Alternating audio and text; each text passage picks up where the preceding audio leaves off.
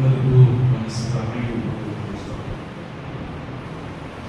من يهدي الله فلا مضل له ومن يضلل فلا هادي له واشهد ان لا اله الا الله وحده لا شريك له واشهد ان محمدا عبده ورسوله اما بعد ان اصدق الحديث كتاب الله وأحسن الهدي هدي محمد صلى الله عليه وسلم وشر الأمور محدثاتها وكل محدثة بدعة وكل بدعة ضلالة وكل ضلالة في النار. அகிலங்களை படைத்து பரிபாலித்து இயக்குகின்ற அல்லாஹ் ஒருவனுக்கே புகழ் அனைத்தும் உரித்தாக அவனுடைய வற்றா கருணையும் பேரன்பும் உலகத்தில் போர் அருள்கொடை அனலம் பெருமகனார் நபிகள் நாயகம் ஸல்லல்லாஹு அலைஹி வஸல்லம் அவர்களை பின்பற்றி வாழ்ந்த உத்தம சத்திய சஹாபாக்கள் சஹாபிய பெண்மணிகள் மீதும் இங்கே அமர்ந்திருக்கக்கூடிய நம் அனைவர் மீதும் என்றென்றும் நின்று நிலவட்டுமாக என்று பிரார்த்தனை செய்தவனாக என்னுடைய உரையினை நான் ஆரம்பிக்கிறேன். அல்லாஹ்வுடைய மார்க்கமாகிய இந்த இஸ்லாமிய மார்க்கத்தை அதன் தூய்மையான வழியில் அறிந்து கொள்வதற்காகவும் ஜும்மா என்னும் கடமையை நிறைவேற்றுவதற்காகவும் நாம் எல்லாம் இங்கே அமர்ந்திருக்கின்றோம். இந்த நேரத்தில் எனக்கு தரப்பட்ட தலைப்பு நபிகளாரின் வீட்டில் ஒரு நாள் என்கின்ற தலைப்பு எனக்கு தரப்பட்டது. அரபு நாட்டில் மிக பிரபலமான ஒரு நூல், அதிகமான பேரிடம் இந்த நூல் தங்களுடைய வீடுகளில் சேர்ந்தது என்று சொன்னால் நபிகளார் வீட்டில் ஒரு நாள் என்கின்ற இந்த தலைப்பில் உள்ள புத்தகம் சவுதி அரேபியா முழுவதும் இந்த நூல் பிரசித்தி பெற்றது. இந்த நூல் ஆரம்பத்திலேயே ஒரு கருத்தை சொல்கிறார்கள். இந்த நூல் ஆரம்பிக்கும் பொழுது ஒரு கருத்தை முன்வைக்கிறார்கள். என்ன கருத்து? நபிகள் நாயகம் ஸல்லல்லாஹு அலைஹி வஸல்லம் அவர்கள் உங்கள் வீட்டிற்கு வந்து உங்களுடைய வீடுகளினுடைய கதவுகளை தட்டுகிறார். நீங்கள் கதவை திறந்து அல்லாஹ்வுடைய தூதர் உங்கள் வீடுகளுக்கு உள்ளே வருகிறார்கள். வந்து வீட்டுக்குள்ளே அல்லாஹ்வுடைய தூதர் உட்காருகிறார்கள். உங்களுடைய ஒரு நாளுடைய செயல்பாடுகளை, உங்களுடைய அமல்களை, உங்களுடைய அனைத்து செயல்களையும் அல்லாஹ்வுடைய தூதர் பார்க்கிறார்கள். அப்படி பார்த்தால் உங்களுடைய செயல்பாடுகளை, உங்களுடைய அமல்களை, உங்களுடைய நற்செயல்களை அல்லாஹ்வுடைய தூதர் ஏற்றுக்கொள்வார்களா? அல்லாஹ்வுடைய தூதர் சொன்னதை போன்று நாம் நடக்கிறோமா என்பதை ஆரம்பத்திலேயே இந்த கருத்தை முன்வைக்கிறார். ஒவ்வொருவரும் சிந்தித்து பார்க்கக்கூடிய ஒரு விஷயமாக இருக்கிறது. இன்றைய நம்முடைய வாழ்க்கை, நம்முடைய செயல்பாடுகள், நம்முடைய அமல்கள் அனைத்தும் அல்லாஹ்வும் அல்லாஹ்வுடைய தூதரும் சொன்னதை போன்று இருக்கிறதா, அல்லது அல்லாஹ்வுடைய சாபத்தை பெற்றுத்தரக்கூடியதாக இருக்கிறதா என்பதை ஒவ்வொருவரும் தங்களை தாங்களே பரிசோதித்து பார்க்க வேண்டும். அதற்காகத்தான் இந்த தலைப்பு தேர்வு செய்யப்பட்டிருக்கிறது. நபிகளாருடைய ஒரு நாள் எப்படி இருந்தது, அவர்களுடைய செயல்பாடுகள் எப்படி இருந்தது என்பதை பற்றி பார்க்கும் பொழுது ஏன் அல்லாஹ்வுடைய தூதரை நாம் பின்பற்ற வேண்டும் என்ற கேள்வி இருக்குல்ல.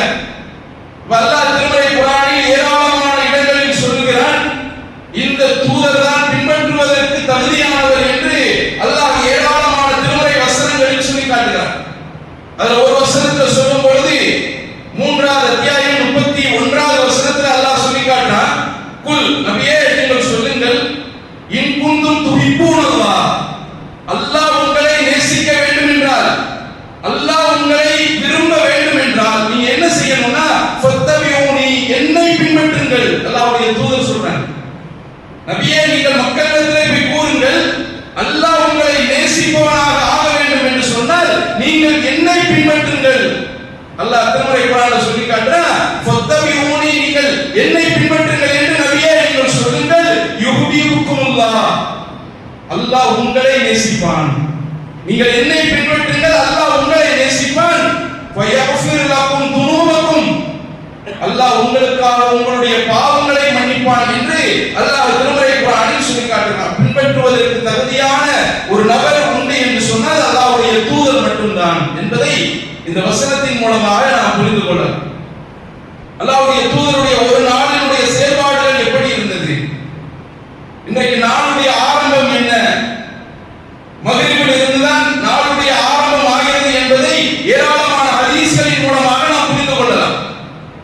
அப்ப நபி ஸல்லல்லாஹு அலைஹி வஸல்லம் அவர்கள் இரவினுடைய உணவை எப்பொழுது உட்கொள்வார்கள், எந்த நேரத்தில் சாப்பிடுவார்கள் என்று ஹதீஸ்களிலே பதிவு செய்யப்படும் பொழுது அல்லாஹ்வுடைய தூதர் நேரடியாக இந்த நேரத்தில் தான் சாப்பிட்டார்கள் என்று இல்லாமல் இருந்தாலும் சில செய்திகளை வைத்து அல்லாஹ்வுடைய தூதர் மக்ரிபில் இருந்து இஷாவிற்கு உள்ளாக தங்களுடைய இரவு உணவை முடித்துக் கொள்வார். உணவுன்னா என்ன? நம்ம சாப்பிடுற மாதிரி பிரியாணி சாப்பிட்டாங்களா, புரோட்டா சாப்பிட்டாங்களா, அல்லது சப்பாத்தி சாப்பிட்டாங்களா? இல்ல, வெறும் பேரித்தம்பழமும் தண்ணியும் தான் அல்லாஹ்வுடைய தூதருடைய உணவாக இருந்தது. அந்த இடைப்பட்ட நேரத்தில் மக்ரிபுக்கும் இஷாவிற்கும் இடையில் தான் அல்லாஹ்வுடைய தூதர் என்ன செய்தார்கள்? தங்களுடைய உணவை எடுத்துக் கொண்டார்கள். நம்ம கம்பேர் பண்ணி பாருங்க, இன்றைக்கு நம்முடைய வாழ்க்கை எப்படி இருக்கிறது? வீட்டுக்கு இன்னைக்கு தெருவுக்கு தெரு டீ கடையை திறந்து வச்சிருக்கான், தெருக்கு தெரு பிரியாணி கடையை திறந்து வச்சிருக்கான். இன்னைக்கு சிட்டியில எல்லாம் நீங்க போனீங்கன்னு சொன்னா, சென்னை போன்ற பெருநகரங்களுக்கு நீங்க போனீங்கன்னு சொன்னா, மிட் நைட்ல பிரியாணி வாங்குறதுக்காக என்ன செய்யறான்? கூட்டமா நடக்கிறான் 1 மணி 2 மணி. இன்றைக்கு அறிவியல் சொல்கிறது, மருத்துவர்கள் சொல்கிறார்கள், இன்றைக்கு பெரும்பாலான நோய்கள் எதனால் வருகிறது என்று சொன்னால் லேட் நைட்ல சாப்பிடுறதுனால தான். லேட் நைட்ல சாப்பிடுறதுனால தான், மிட் நைட்ல சாப்பிடுறதுனால தான், லேட்டாக நீங்கள் சாப்பிடுவதன் காரணத்தினால தான் உங்களுக்கு உடல் பருமன் ஏற்படுகிறது, உங்களுக்கு டயபெட்டிக் சுகர் வருகிறது, உங்களுக்கு கேன்சர் வருகிறது, ஹார்ட் அட்டாக் வருகிறது. இதெல்லாம் காரணம் என்ன? நீங்கள் லேட் நைட்ல சாப்பிடுறதுனால தான் அப்படின்னு இன்றைக்கு ஆய்வுகள் கண்டுபிடித்திருக்கிறார்கள். நபிகள் நாயகம் ஸல்லல்லாஹு அலைஹி வஸல்லம் அவர்கள் இதற்கு முன்மாதிரியாக இருக்கிறார்கள். அவர்கள் தங்களுடைய உணவுகளை மக்ரிபில் இருந்து இஷாவிற்கு இடைப்பட்ட நேரத்தில் அவர்கள் சாப்பிட்டு விடுவார். அல்லாஹ்வுடைய தூதருடைய உறக்கம் எப்படி இருந்தது? நபிகள் நாயகம் ஸல்லல்லாஹு அலைஹி வஸல்லம் அவர்களுடைய படுக்கை எப்படி இருந்தது என்று சொல்லும் பொழுது உமர் ரலியல்லாஹு அன்ஹு அவர்கள் அல்லாஹ்வுடைய தூதருடைய வீட்டுக்கு போறாங்க. அல்லாஹ்வுடைய தூதருடைய வீட்டுக்கு உமர் ரலியல்லாஹு அன்ஹு அவர்கள் போய் அனுமதி கேட்கிறாங்க. அல்லாஹ்வுடைய தூதர் அனுமதி கொடுக்கிறார்கள், வீட்டுக்குள்ளே செல்கிறார்கள். வீட்டுக்குள்ள போனா அல்லாஹ்வுடைய தூதருடைய படுக்கை எப்படி இருந்ததா? சில பேரித்தமரம் மட்டையால் அல்லாஹ்வுடைய தூதர் ஒரு கட்டளை செய்திருந்தார்கள். அந்த கட்டளையில் அல்லாஹ்வுடைய தூதர் படுத்தார்கள்.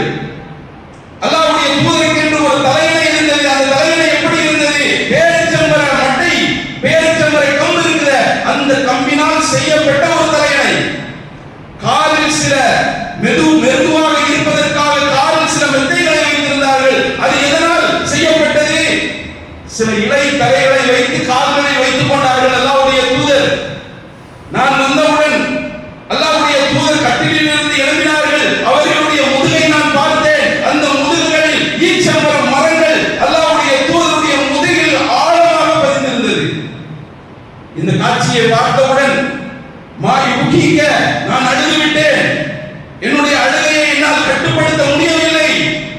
அல்லாஹ்வுடைய தூதரிடத்திலே நான் சொன்னேன், இன்ன கிஸ்ர வ கைஸர, பாரசீக மன்னர்கள் எல்லாம், வெளிநாட்டில் இருக்கக்கூடிய மன்னர்கள் எல்லாம் ஆடம்பரமாக வாழ்ந்திருக்கக்கூடிய நேரத்தில் அல்லாஹ்வுடைய தூதரே, வாந்த ரசூலுல்லாஹ், நீங்கள் அல்லாஹ்வுடைய தூதராக இருக்கிறீர்கள், உங்களுக்கு ஏன் இப்படிப்பட்ட நிலைமை என்று அல்லாஹ்வுடைய தூதரிடத்திலே நான் கேட்டேன். அல்லாஹ்வுடைய தூதர் சொன்னார்கள், அவர்களுக்கு இம்மை வாழ்க்கை இருப்பது போன்று நமக்கு மறுமை என்ற ஒரு வாழ்க்கை இல்லையா?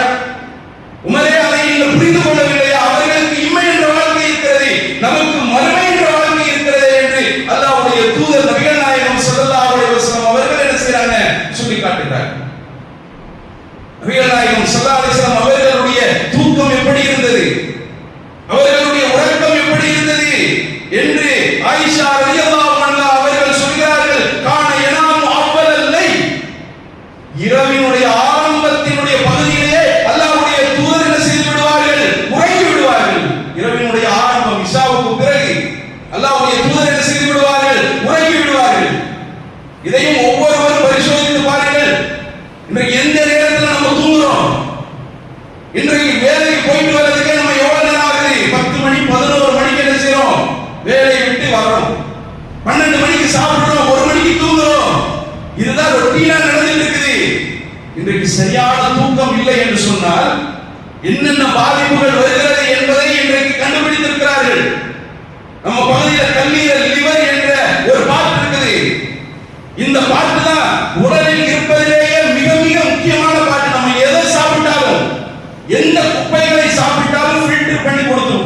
கல்லீரல் என்பது எந்தெந்த பகுதிக்கு என்னென்ன தேவைன்றதை கல்லீரல் என்ன செய்கிறது? கொடுத்துக் கொண்டே இருக்கிறது. இந்த கல்லீரல் எப்ப வேலை செய்யும் தெரியுமா? இரவு நேரங்களில் மட்டும்தான். 10 மணிக்கு மேலதான் இந்த கல்லீரல் வேலை செய்யும். எப்ப வேலை செய்யும்? படுத்தா மட்டும்தான் வேலை செய்யும். முடிச்சுட்டு இருந்தா வேலை செய்யாது. நீங்கள் விழித்துக் கொண்டிருந்தால் என்ன செய்யாது? வேலை செய்யாது. நீங்கள் தூங்கினால் மட்டும்தான் கல்லீரல் என்ன செய்யும்? தங்களுடைய ஒவ்வொரு பகுதிகளுக்கும் என்ன செய்கிறது? அது ஒவ்வொரு சத்துக்களை கொடுத்துக் கொண்டே இருக்கிறது என்று சொல்கிறார்.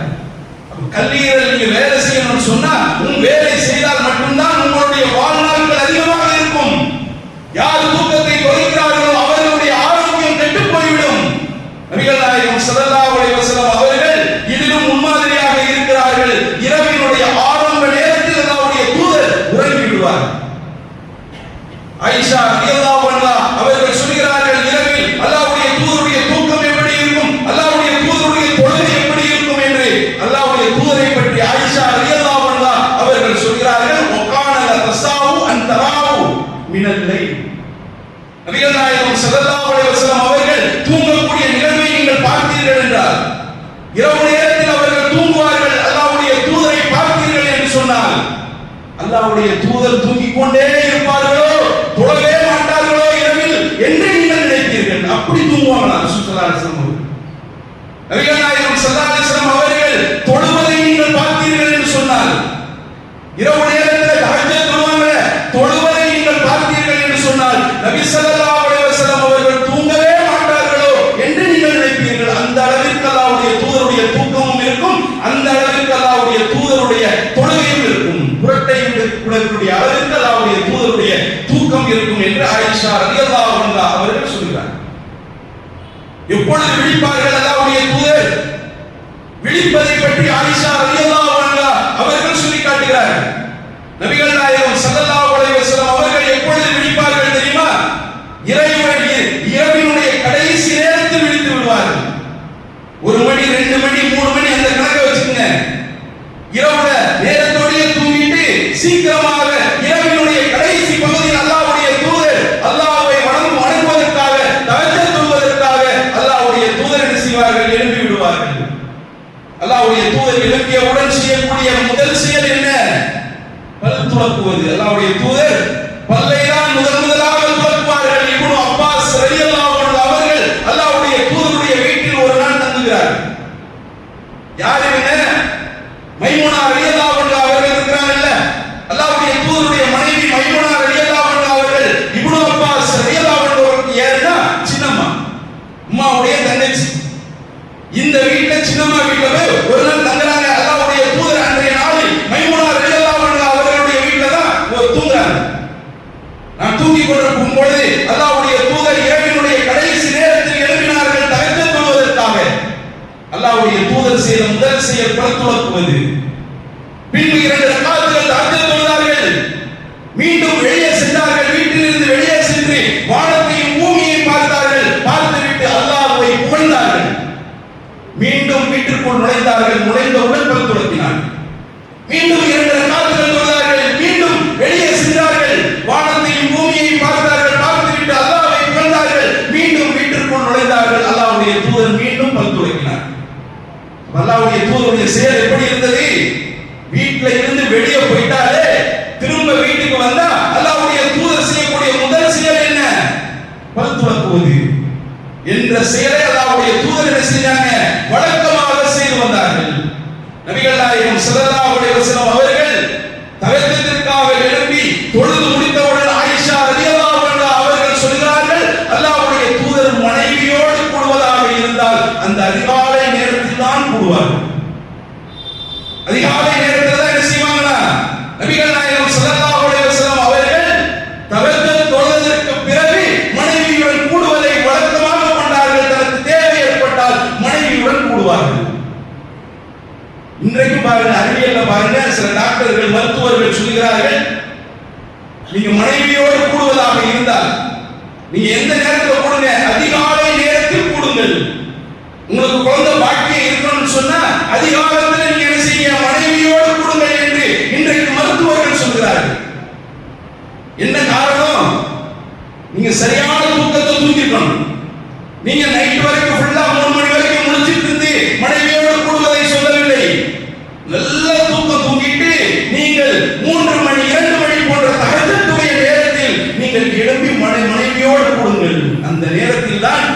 உங்களுடைய பழைய செல்கள் அழிக்கப்பட்டு புது செல்களாக புதிக்கப்பட்டு உங்களுடைய விந்தணுக்கள் அனைத்தும் புதியதாக தோன்றியிருக்கும். கல்லீரலுக்கு வேலை கொடுத்ததுனால கல்லீரல் அனைத்தையும் புதிதாக உங்களுக்கு இயக்கி இருக்கும். அந்த நேரத்தில் உங்கள் மனைவியோடு கூடும் பொழுது உங்களுக்கு குழந்தை பாக்கியம் ஏற்படும் என்று இன்றைக்கு ஆய்வுகள் சொல்கிறது. அல்லாஹ்வுடைய தூதர் அதையும் முன்மாதிரியாக நமக்கு காட்டியிருக்கிறார்.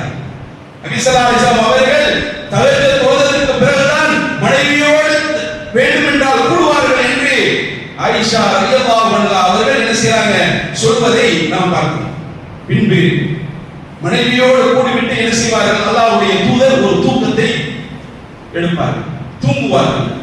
நபிகள் நாயகம் ஸல்லல்லாஹு அலைஹி வஸல்லம் அவர்கள் கொஞ்ச நேரம் தூங்குவார்கள். எதுவரை தூங்குவார்கள்?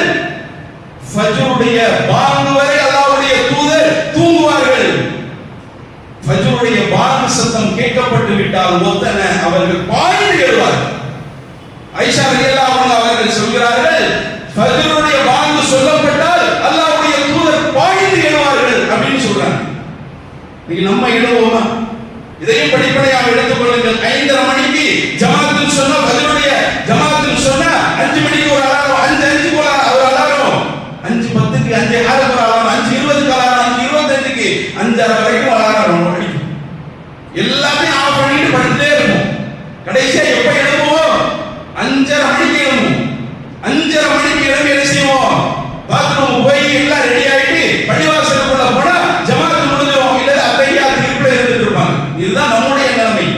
அல்லாஹ்வுடைய தூதர் பாய்ந்து எழுவார்கள் என்று ஆயிஷா ரலியல்லாஹு அன்ஹா அவர்கள் சொல்லி காட்டுகிறார்கள். இந்த ஹதீஸை அறிவிக்கக்கூடிய சஹாபி ஒரு சஹாபி சொல்றாரு, அல்லாஹ்வுடைய ஆயிஷா நாயகியிடத்திலே அல்லாஹ்வுடைய தூதர் எப்பொழுது எழுவார்கள் என்று நான் கேட்டேன். ஆயிஷா ரலியல்லாஹு அன்ஹா அவர்கள் எப்படி சொன்னார்கள் தெரியுமா? அவர்கள் என்ன வார்த்தையை சொன்னார்களோ அதே வார்த்தையை நான் சொல்கிறேன். அல்லாஹ்வுடைய தூதர் எழும்புவார்கள் என்று சொல்லவில்லை, பாய்ந்து எழுவார்கள் என்று சொன்னார்கள். அல்லாஹ்வுடைய தூதர் குளிப்பார்கள் என்று சொல்லவில்லை, அல்லாஹ்வுடைய தூதர் தலையில் தண்ணீர் ஊற்றுவார்கள் என்று ஆயிஷா ரலியல்லாஹு அன்ஹா அவர்கள் என்னிடத்திலே சொன்னார்கள். அல்லாஹ்வுடைய தூதர் தஹஜ்ஜுதெல்லாம் தொழுது அந்த ஃபஜ்ருடைய சுன்னத்தை தொழுது முடித்துவிட்டு, ஃபஜ்ருடைய சுன்னத்தை அல்லாஹ்வுடைய தூதர் எங்க தொழுவாங்க?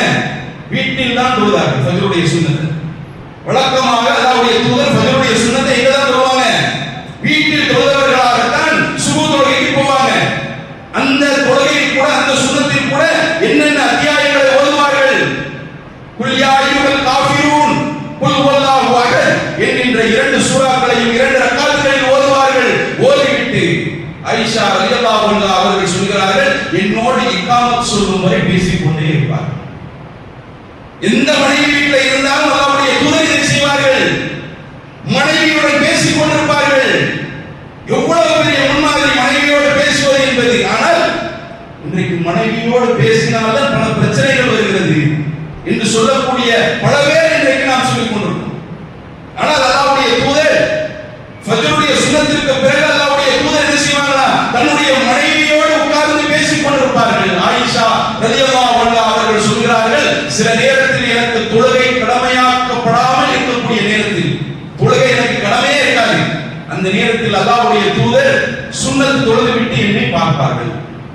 நான் தூங்கிக் கொண்டிருந்தால் என்னை எழுப்ப மாட்டார்கள், பள்ளிவாசலை நோக்கி சென்று விடுவார்கள். ஒருவேளை நான் விழித்திருந்தால் என்னோடு பேசிக் கொண்டுதான் பள்ளிவாசலுக்கு செல்வார்கள் என்று ஆயிஷா ரலியல்லாஹு அன்ஹா அவர்கள் சொல்லக்கூடிய செய்தி என்ன செய்கிறது? ஹதீஸ்களில் பதிவு செய்யப்பட்டது. அல்லாஹ்வுடைய தூதருடைய இரவினுடைய அந்த நேரம் எப்படி இருந்தது என்பதையும் என்ன செய்கிறார்கள்? சொல்லி காட்டுகிறார்கள். அல்லாஹ்வுடைய தூதர் ஃபஜ்ர் தொழுகையை முடித்துவிட்டு அல்லாஹ்வுடைய தூதர் உடனே வீட்டுக்கு போக மாட்டாங்க. எங்க இருப்பாங்க? பள்ளிவாசலில் இருப்பார்கள். எந்த நேரம் வரை இருப்பார்கள்? சூரியன் உதயமாகும் வரை அல்லாஹ்வுடைய தூதர் என்ன செய்வார்கள்? பள்ளிவாசலில் உட்கார்ந்து இருப்பார்கள். என்ன செய்வார்கள்? சஹாபாக்கள் எல்லாம் எல்லாரும் ஒன்று கூடி, சஹாபாக்கள் எல்லாம் அந்த அறியாமை காலத்துல என்னென்ன நம்ம செஞ்சோம், ஜாகிலியா காலத்துல என்னென்ன நம்ம செஞ்சு கொண்டிருந்தோம் என்பதை பற்றி பேசிக்கொண்டே இருப்பார்கள். சஹாபாக்கள் அறிவிக்கிறார்கள், ஒரு கட்டத்தில் எங்களுக்கு கடுமையாக சிரிப்பு வந்துவிடும். ஜாகிலியா காலத்தை பற்றி பேசும் பொழுது, அதனுடைய செயல்பாடுகளை பற்றி பேசும் பொழுது கடுமையாக எங்களுக்கு சிரிப்பு வந்துவிடும். சத்தம் போட்டு நாங்கள் சிரித்து விடுவோம். ஆனால் அல்லாஹ்வுடைய தூதர் அந்த சபையிலும் சத்தம் சத்தமாக சிரிக்க மாட்டார்கள், எங்களை பார்த்து ஒரு புன்னகைப்பார்கள். அந்த செயல்பாடுகளை நாங்கள் சொல்லும் பொழுது நாங்கள் சத்தமாக சிரிப்போம், அல்லாஹ்வுடைய தூதர் சத்தமாக சிரிக்க மாட்டார்கள், ஒரு புன்னகை பூப்பார்கள் என்று சஹாபாக்கள் அறிவிக்கக்கூடியது என்ன செய்கிறது இருக்கிறது. இன்றைக்கு இதிலும் நமக்கு படிப்பினை இருக்கிறது. சூரியன் உதயமானதற்கு பிறகுதான் என்ன செய்வார்கள், அல்லாஹ்வுடைய தூதர் வீட்டுக்கு போவாங்க. இன்னைக்கு நம்ம மிகப்பெரிய தவறை ஒன்றை செய்து கொண்டிருக்கிறோம். என்ன தவறு? ஃபஜ்ர் முடிஞ்ச உடனே நேர வீட்டுக்கு போய் என்ன செஞ்சிடணும், பெட்ஷீட்டை போட்டு போத்திட்டு படுத்துரும். ஆனால் இன்றைக்கு ஆய்வுகள் என்ன சொல்கிறது, அறிவியல் என்ன சொல்கிறது, சூரியன் உதயமாகும் பொழுது நீங்கள் உங்கள் படுக்கையிலிருந்து எழுந்துங்கள் என்று சொல்கிறது. நீங்கள் படுக்கையை அமைத்துக் கொள்ளாதீர்கள், சூரியன் உதயமாகும் பொழுது நீங்கள் படுக்காதீர்கள் என்று இன்றைக்கு ஆய்வுகள் அறிவியல் சொல்கிறது. என்ன காரணம்? இன்றைக்கு இன்னும் சொல்ல போனால் சில ஆய்வு சொல்லுது, நீங்கள் சூரியன் உதயமாகும் பொழுது உங்கள் படுக்கையை நீங்கள் மேற்கொண்டால் உங்களுக்கு இதய நோய்கள் வரும் என்று சொல்கிறது. இன்னும் சொல்ல போனால் இந்த சூரியனிலிருந்து உதிக்கக்கூடிய முதல் சூரியனுடைய வெளிச்சம் இருக்கு பாருங்க, இதுல இருந்து மனிதர்களுக்கு தேவையான விட்டமின் டி கிடைக்கிறது. அதிகமான நோய்களுக்கு பெரும் நிவாரணியாக இந்த விட்டமின் டி இருக்கிறது. அப்ப இந்த விட்டமின் டி கிடைக்கணும்னு சொன்னா அந்த அதிகாலை சூரியன் உதிக்கக்கூடிய அந்த சூரியன் நம்ம மேற்பட வேண்டும். பட்டதற்கு பிறகுதான் அல்லாஹ்வுடைய தூதர் என்ன செய்வார்கள், சூரிய உதயத்திற்கு பிறகுதான் வீட்டிற்கு செல்வார்கள் என்று அல்லாஹ்வுடைய தூதருடைய மனைவி ஆயிஷா ரலியல்லாஹு அன்ஹா அவர்கள் அறிவிக்கக்கூடிய செய்தியும் என்ன செய்கிறது, பதிவு செய்யப்பட்டது. அல்லாஹ்வுடைய தூதர் வீட்டுக்கு போனதுக்கு அப்புறம் சில சஹாபாக்கள் கேட்கிறாங்க, அல்லாஹ்வுடைய தூதருடைய செயல்பாடுகள் வீட்டில் எப்படி இருக்கும் என்று கேட்கிறாங்க. ஆயிஷா ரலியல்லாஹு அன்ஹா அவர்கள் சொல்கிறார்கள், கான பஷரும் மினல் பஷர், அல்லாஹ்வுடைய தூதர் எல்லோரும் எப்படி வீட்டில் இருப்பார்களோ, ஆண்கள் எல்லாம் எப்படி வீட்டில் இருப்பார்களோ அதை போன்றுதான் அல்லாஹ்வுடைய தூதருடைய செயல்பாடுகளும் இருக்கும். அல்லாஹ்வுடைய தூதர் வீட்டுக்கு வந்தால் தன்னுடைய மேலாடையை கழற்றி விடுவார்கள். தன்னுடைய மேலாடையை கழற்றி விட்டு அவர்களே தங்களுடைய செருப்புகளை தைத்துக் கொள்வார்கள். அவர்களே தங்களுடைய சட்டை கிழிந்திருந்தால் தைத்துக் கொள்வார்கள். ஆட்டிலிருந்து பாலை கறக்குவார்கள். இன்னும் பிற அனைத்து வேலைகளையும் என்ன செய்வார்கள், அல்லாஹ்வுடைய தூதரே பார்த்துக் கொண்டிருப்பார்கள். ஒரு திருமணம் செய்த நம்ம அந்த ஒரு மனைவியை வச்சு என்னெல்லாம் வேலை வாங்கணும், எல்லா வேலையும் நீதான் பார்க்கணும். துணி துவைக்கணுமா, துணி தைக்கணுமா, சமையல் பண்ணணுமா, எல்லாம் நீதான் பார்க்கணும் என்று ஒரு மனைவியை கட்டி கொண்டு நம்ம என்ன செய்யறோம், ஆர்டர் போடுறோம். நபி ஸல்லல்லாஹு அலைஹி வஸல்லம் அவர்களுக்கு அன்றைய நேரத்தில் 9 அல்லது 10 மனைவிகள் இருந்தார்கள். அந்த நேரத்திலும் கூட அல்லாஹ்வுடைய தூதர் எந்த மனைவியிடத்திலும் இதன் இசை சொன்னது கிடையாது. ஆட்டிலிருந்து தானே பாலை கறப்பார்கள். அவர்களே தங்களுடைய துணிகளை தைத்துக் கொள்வார்கள். ஆயிஷா ரலியல்லாஹு அன்ஹா அவர்கள் சொல்கிறார்கள், அல்லாஹ்வுடைய தூதர் சில நேரத்தில் சமையலறையில் வந்து எங்களுக்காக உதவி செய்வார்கள், தன்னுடைய மனைவிக்காக சமையலறையில் உதவி செய்வார்கள் என்று ஆயிஷா ரலியல்லாஹு அன்ஹா அவர்கள் அறிவிக்கிறார்கள். அப்படிப்பட்ட இறை தூதராக முன்மாதிரியாக அல்லாஹ்வுடைய தூதர் என்ன செய்திருக்கிறார்கள், இருந்திருக்கிறார்கள். தங்களுடைய வேலைகளை தானே செய்யக்கூடியவர்களாக இருந்தார்கள். இப்படி ஏராளமான முன்மாதிரிகள் அல்லாஹ்வுடைய தூதரிடத்தில் இருக்கிறது. நபிகளாருடைய வீட்டில் ஒரு நாள் என்று சொன்னால் ஏராளமான செய்திகள் இருக்கிறது. ஒரு அரை மணி நேரத்தில் இதை முடித்து விட முடியாது. இன்ஷா அல்லாஹ் வாய்ப்பு கிடைத்தால் இதை ஒரு தொடர்புரையாக என்ன செய்யலாம், நாம் பார்க்கலாம். ஆகிய தவானா அல்ஹம்துலில்லாஹி ரப்பில் ஆலமீன். அஸ்ஸலாமு அலைக்கும் வரஹ்மத்துல்லாஹி வபரகாத்துஹு.